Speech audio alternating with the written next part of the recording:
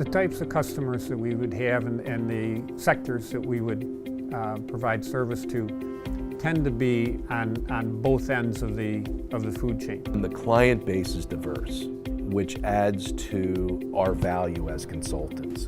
Because we talk to everyone from large farmers and ranchers, to food processors, to restaurant and retail chains, and to financial firms. Because we talk to that whole spectrum, that gives us a view on the market that some other firms may not have. We like to involve ourselves with a single client per industry.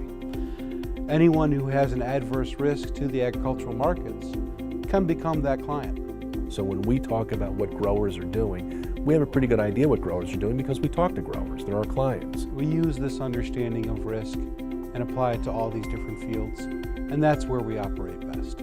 It takes a large knowledge base and it takes a lot of experience. We actually live in a world where big data is the mainstream today. We have the capability and the experience to pull out the relevant information and build a fundamental analysis of the market. And we use that to understand the risk.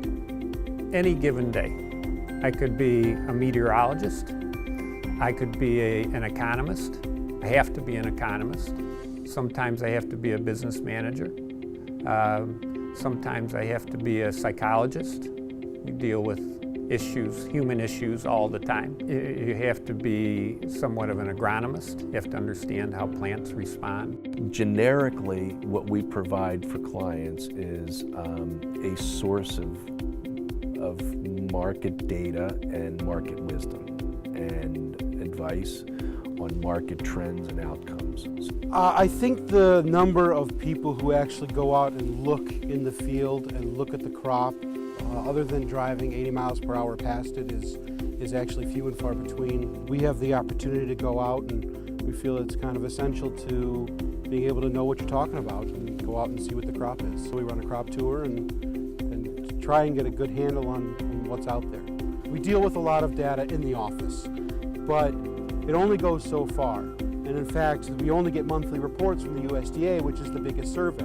So I can come out here and take a look at the corn to really give us an idea of what crop size is, what the supply side of the balance sheet looks like. We go out and do this crop tour every year to get a first-hand knowledge of what's going on out there and understand the supply side of the balance sheet. We spend a lot of time digging through data.